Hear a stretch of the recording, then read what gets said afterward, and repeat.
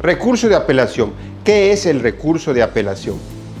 El recurso es un medio de impugnación de las resoluciones judiciales que tiene por objeto que el superior revoque o modifique la resolución del inferior, atendiendo a los agravios expresados por el apelante, de acuerdo a lo dispuesto en el artículo 593 del Código de Procedimientos Civiles de nuestro Estado. También puede definirse como el material que fue objeto de la primera instancia que se pone a disposición del Tribunal de Alzada para que lo examine con la mayor amplitud posible.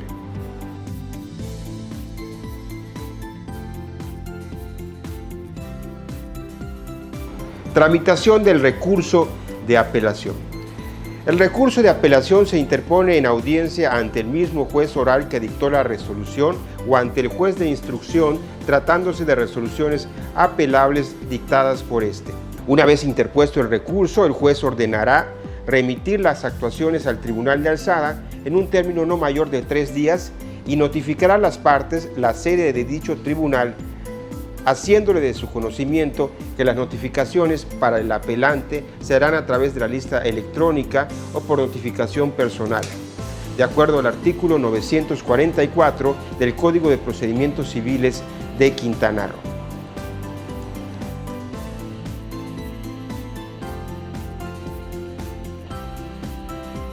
¿Quién y qué se puede apelar en materia familiar?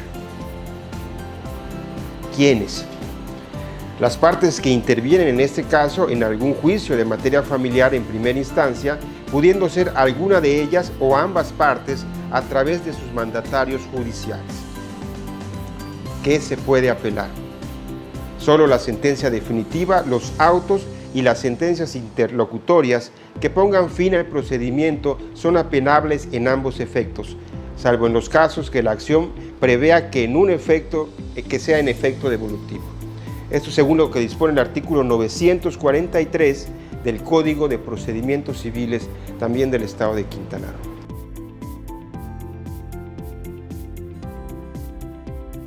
Partes que intervienen en la audiencia de segunda instancia en materia familiar. En este caso, el del uso de la voz, que es el magistrado, se encarga de tramitar y resolver de manera unitaria los recursos de apelación en materia familiar y materia familiar oral. También se encuentra el secretario de actas mínimas, quien levanta un acta sobre lo acontecido en las audiencias que se llevan a cabo, al igual que realiza una síntesis de los agravios expuestos y la postura de la contraparte. El encargado de sala se encarga de verificar la identidad de los que intervienen en las audiencias, las partes junto con sus mandatarios judiciales, y hacer constar la inasistencia de alguna de las mismas. También hace constar oralmente la fecha, hora y el lugar de realización, así como la causa que se tratará en la audiencia, el número de la carpeta de apelación, los nombres de las partes, sus mandatarios judiciales y demás personas que intervienen, haciéndoles saber a las partes comparecientes y público asistente el orden, decoro y respeto que deben de tener. Por su parte, la fiscal del Ministerio Público se encarga de atender el interés superior del menor que está inmerso en el asunto y solicita que se dicte la sentencia conforme a derecho, de acuerdo a las necesidades del mismo asunto. Y en cuanto a las partes, se encuentra también el apelante, es decir, la persona que interpone el medio de impugnación. Puede ser el promovente o demandado del juicio familiar en primera instancia. Y finalmente, la contraparte, quien es la persona opuesta o contraria al apelante que recurre.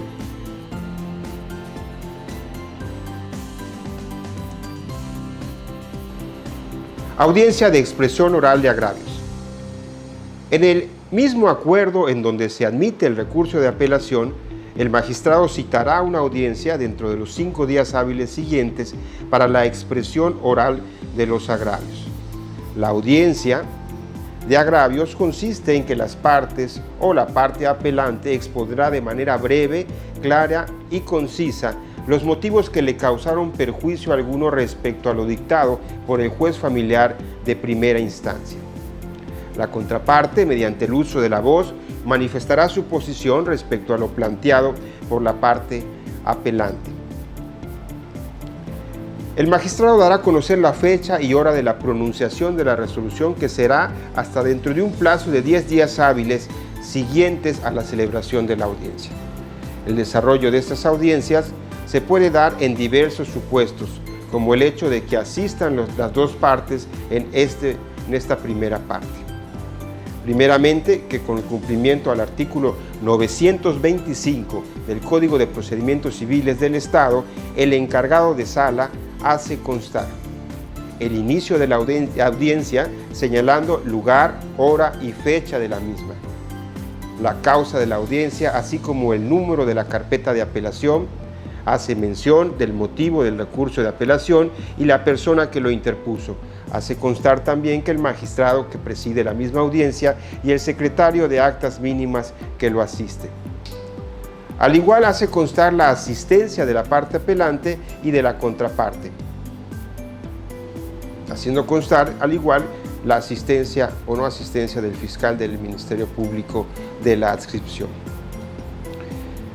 El magistrado les hace saber a los comparecientes y presentes que durante la audiencia deberán guardar orden, decoro y respeto.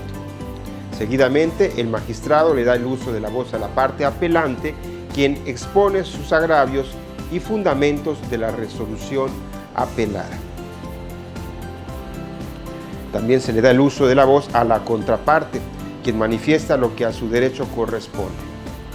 Se le concede el uso de la voz a la fiscal del Ministerio Público, quien manifiesta se dicte sentencia conforme a derecho y se resuelva de conformidad con la legislación aplicable, atendiendo al interés superior del menor que se encuentra inmerso en el asunto. Por consiguiente, el magistrado fundamenta en el artículo 946 del Código de Procedimientos Civiles del Estado, citando a las partes y a la fiscal del Ministerio Público para que asistan a la audiencia de pronunciación de la resolución, notificándoles el lugar, la fecha y la hora. Finalmente, mencionando hora y fecha, da por concluida la misma audiencia. En el segundo supuesto, puede llegar a darse que alguna de las dos partes no asista a la audiencia. Ante estas situaciones, corresponde a la parte que comparezca el hecho de expresar alguna manifestación correspondiente. Es importante mencionarles que en todos los asuntos en los que afecten a la familia, especialmente en los casos en los que intervengan menores de edad, el Tribunal de Alzada debe suplir la deficiencia de la queja, atendiendo la protección del interés superior de dichos menores, aun en los casos en que estos no intervinieren como partes. Por tercer supuesto, puede llegar a suceder que no asista a ninguna de las partes sin justificación alguna. En este caso, el magistrado procede a declarar desierto el recurso de apelación, fundamentando este acto en términos del artículo 86 bis fracción 13ª de la Ley Orgánica del Poder Judicial del Estado de Quintana Roo, y por consiguiente la Administración de Gestión de Segunda Instancia procede a devolver el expediente al juzgado familiar y se archiva la carpeta de apelación como asunto totalmente concluido.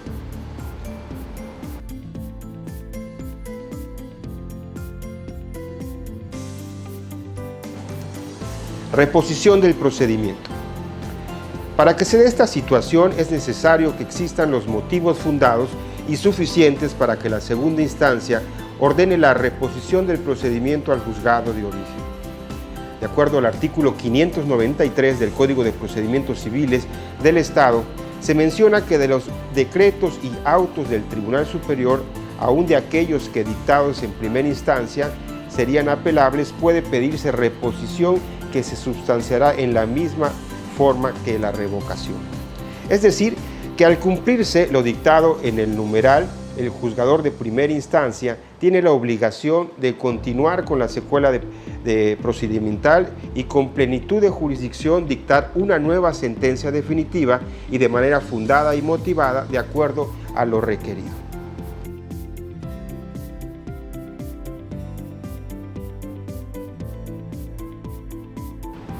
Audiencia de dictado de la sentencia. La audiencia de pronunciación de la resolución se tendrá por notificada en ese mismo acto, sin necesidad de formalidad alguna, a quienes estén presentes o, en su caso, quienes no hayan asistido. También se les da el derecho a las partes para que manifiesten lo que a su derecho corresponde. Y por último, quedan notificados ambas partes por conducto de lo expresado por el magistrado en ese mismo momento, aun cuando no asistieran a esta audiencia.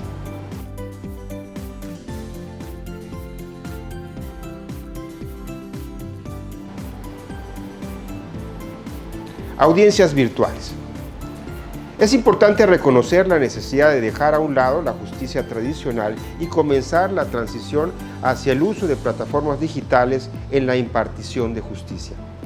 La implementación de tecnologías en los poderes judiciales fortalece la labor de los justiciables, haciéndola más eficiente, y con ello se puede brindar un servicio de justicia más transparente y con menos costos. Fortalecer a los tribunales significa fortalecer al país. Las políticas de innovación tecnológica sirven para agilizar, transparentar y hacer eficientes los procesos judiciales con el fin de acercar la justicia a todos los ciudadanos y promover mayor certeza jurídica para fortalecer nuestro Estado de Derecho. El día 12 de septiembre del 2020 se llevó a cabo nuestra primera audiencia digital en la segunda sala familiar. Acompáñenme a ver el siguiente video.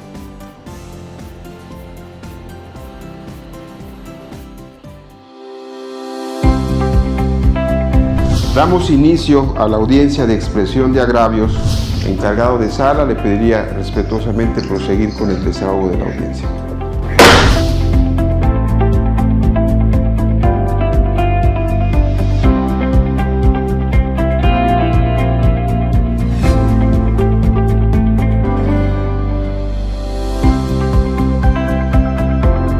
Cedo el uso de la voz a la fiscal del Ministerio. De fecha 14 de septiembre del año 2020, por concepto de pensión alimenticia, vencidas y no pagadas, a favor del menor de edad de identidad reservada con iniciales HOGO, en virtud de que todos los alimentos son de orden público y de urgente necesidad, toda vez que fueron dictados a favor de un menor de edad. Igualmente les hago saber que deberán manifestar su conformidad y a realizar la audiencia de manera virtual, ya que en caso de haber alguna inconformidad se llevará a cabo de manera presencial en esta misma sala. Asimismo les hago saber su obligación de asistir a dicha audiencia y los apercibo de su obligación de asistir a la misma y de las consecuencias previstas también en el artículo 917 del Código Adjetivo de la materia para el caso de no comparecer. Quedan en este acto debidamente notificadas las partes de acuerdo al numeral antes citado. No habiendo otro asunto que tratar, siendo las 13 horas con 25 minutos del día de hoy, 14 de octubre del 2020, doy por concluida la presente audiencia.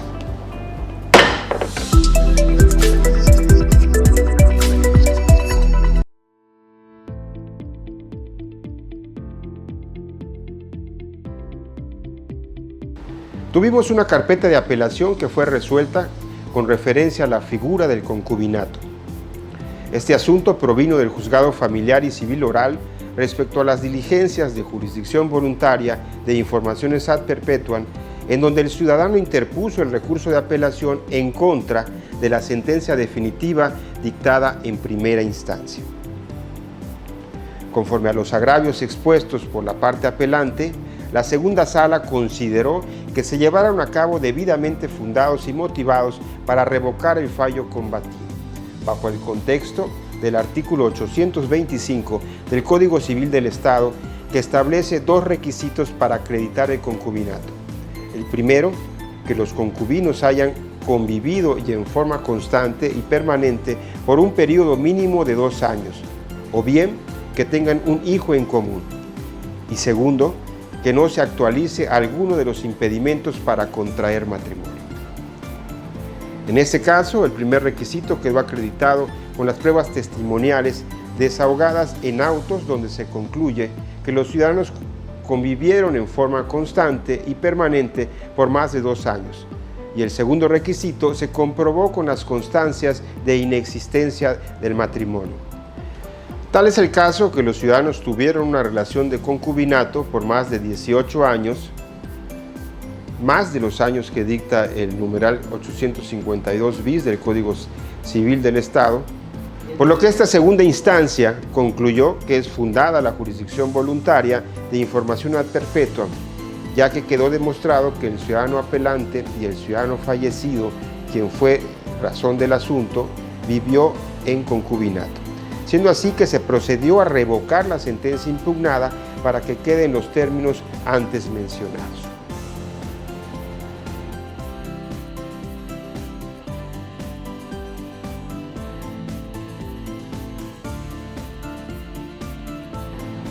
Sondeo de los asuntos radicados en la segunda instancia familiar.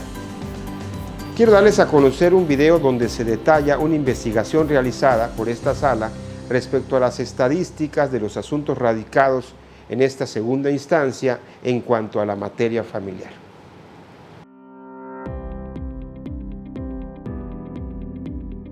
Hola, buenas tardes, mi nombre es Yasmín y soy parte de la segunda sala especializada en materia familiar y materia familiar oral del Tribunal Superior de Justicia. Vengo a presentarte una investigación realizada por esta sala respecto de los asuntos que han sido remitidos desde el año 2017 hasta el mes de mayo del presente año. Para poder entrar a un estudio más profundo, se analizarán los asuntos radicados en esta sala desde las vías por las cuales fueron interpuestas. Estas son la vía tradicional y la vía oral, a través de gráficas. En la vía tradicional podemos visualizar que el año donde se remitieron más asuntos familiares es el año 2017, con 109 casos, y de ahí va decayendo el índice hasta la actualidad, que solo se han tramitado 19 tocas familiares, concretando que en materia familiar tradicional se han visto un total de 384 asuntos tradicionales. En esta otra gráfica podemos observar que el principal asunto que se han estudiado en esta sala desde el 2017 hasta la actualidad son los relativos al reconocimiento de paternidad. De ahí se visualiza una gran variante a los demás asuntos, como lo son el decremento y cancelación de pensión alimenticia, custodia, divorcio, entre otros. Como conclusión, podemos señalar que en la vía tradicional dentro del periodo de estudio, los asuntos con mayor número de inicios en esta sala es el reconocimiento de paternidad, con 69 asuntos, es decir, representa un 17.96% del total de los asuntos remitidos en esta sala. Posteriormente nos encontramos con los asuntos de cancelación de pensión alimenticia, el decremento de los mismos, entre otros. En la vía oral, el año con mayor número de casos es el 2019, con 165 expedientes remitidos a esta sala. Y como se muestra en la gráfica, a partir de ese año se ha ido disminuyendo los asuntos y finalizando de lo que va este año, se han tramitado 54 carpetas de apelación. Además, que es importante mencionar que dentro del periodo de estudio se han visto un total de 542 carpetas. Ahora bien, en cuanto a los principales asuntos radicados, se concluye que en materia de pensión alimenticia se ha visto un gran índice de asuntos en esta sala, como se visualiza en esta tabla, donde el 44.09%, es decir, casi la mitad de todos los asuntos tramitados, han sido en materia de alimentos. En un segundo lugar, vemos los asuntos de divorcio, luego los incidentes de pretensiones, etc. En la suma de las dos vías familiares planteadas con anterioridad, puntualizo que los juicios de pensión alimenticia son los principales asuntos que esta sala ha estudiado y ha resuelto, al respecto con un 30.02% por encima de los asuntos de divorcio, custodia, reconocimiento de paternidad, etc. En el año 2019 se han remitido 240 expedientes, año con mayor número de tocas y carpetas, siendo un total de 926 asuntos radicados en la segunda sala familiar, desde el año 2017 hasta el mes de mayo del 2021. El seguimiento de este estudio sigue en proceso, esperando que pueda aportar para investigaciones a futuro. De mi parte es todo, nos vemos en la próxima.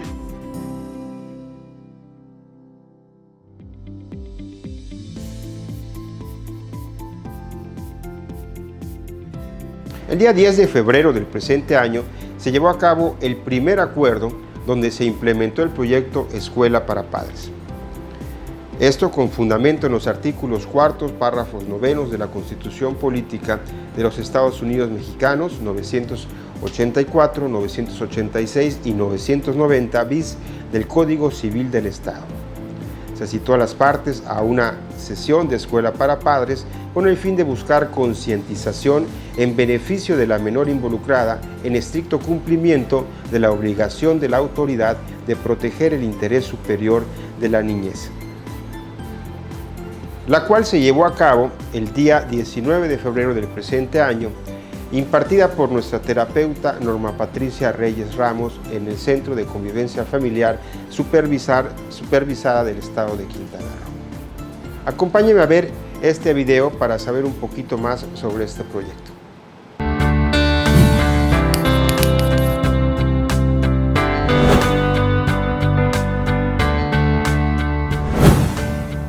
Hola, soy tu amiga Norma Reyes y soy educadora de familias a través de la disciplina positiva. En este breve espacio de Escuela para Padres platicaré contigo el día de hoy sobre el uso de tabletas en los niños. Es muy preocupante el uso excesivo de estos dispositivos, como tabletas, celulares, videojuegos, en los menores desde muy temprana edad, y que muchas veces el uso de estos equipos no son supervisados por ningún adulto. Y no es que las tabletas sean del todo malas, pues hay muchas aplicaciones o juegos que pueden ser de gran utilidad para nuestros hijos. Sin embargo, algo que se ha detectado es que los padres han recurrido a estos aparatos como un método para tranquilizar al menor mientras hace un berrinche o simplemente para tenerlo ocupado mientras los adultos realizan otras actividades. Se ha demostrado que el uso excesivo de las tabletas genera retrasos en el desarrollo cognitivo, en el lenguaje, la socialización, el desarrollo de la creatividad.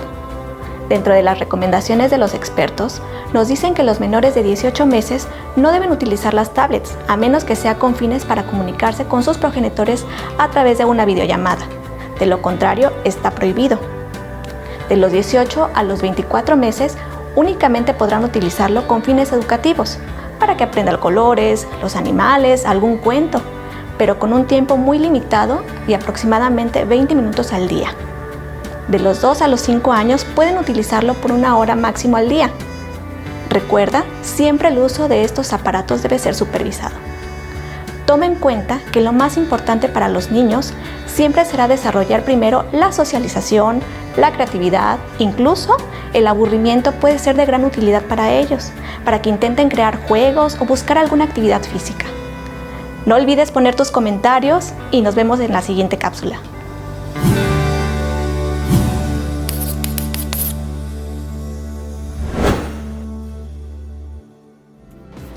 Otro proyecto muy importante es el del Tribunal Universitario. En este foro, los jóvenes del Estado de Quintana Roo participan en las mesas de análisis sobre temas claves y de actualidad, así como en la discusión de políticas públicas que rigen a nuestra sociedad. Les presento el siguiente video. Estamos buscando jóvenes estudiosos del derecho que estén interesados en debatir y dar su punto de vista sobre diferentes temas jurídicos sociales. La segunda sala especializada en materia familiar y materia familiar oral te invita a participar en el proyecto Tribunal de Justicia Universitario. Para más información, consulta las bases de nuestra convocatoria y visítanos en nuestras redes sociales en las que nos encuentras como Segunda Sala Familiar. También quiero darles a conocer que la información hacia nuestra sociedad es muy relevante, a efecto de que las personas tengan un camino directo hacia nosotros. En el próximo video podrán conocer un poco de lo que es nuestro tribunal familiar y la importante labor que realiza día con día a efecto de comunicar.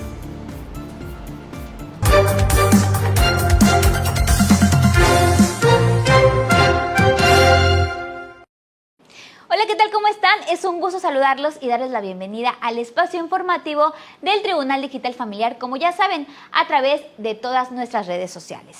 Iniciamos con la información. Las funciones del Tribunal Familiar son sumamente importantes, ya que se trata de la impartición de justicia en temas de índole familiar.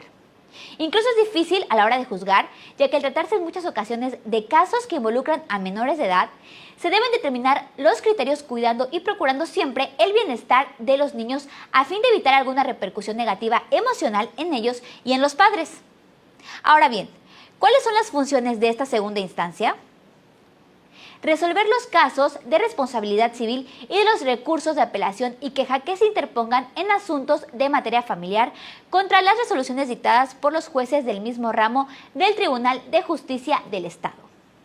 Solucionar los conflictos competenciales que se susciten en materia familiar entre las autoridades judiciales del Tribunal de Justicia del Estado de Quintana Roo. ¿Pero qué figuras conforman el equipo del Tribunal Familiar? En primer lugar se encuentra el magistrado numerario, seguido de un secretario o secretaria de acuerdos, quien a su vez trabaja directamente con los secretarios auxiliares y secretarios de estudio y cuenta, quienes son los encargados de estudiar los expedientes para hacer las determinaciones y dictados de sentencias.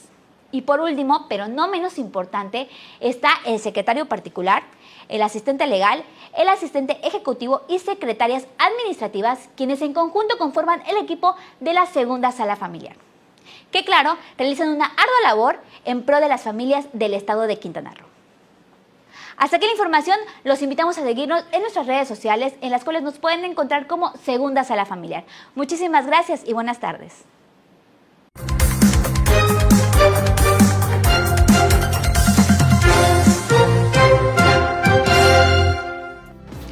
Finalmente les platico que tenemos un órgano de difusión que se llama la Revista Digital de la Sala Familiar. Acompáñenme a ver el siguiente video. Estar actualizados hoy en día es de suma importancia y en los temas de derecho familiar que constantemente van evolucionando es fundamental tener conocimiento sobre ellos. Para esto, la segunda sala en materia familiar presenta cada mes la revista digital y la puedes consultar desde cualquier dispositivo. No te pierdas los artículos que nuestros especialistas desarrollan para ofrecerte la información que tú necesitas.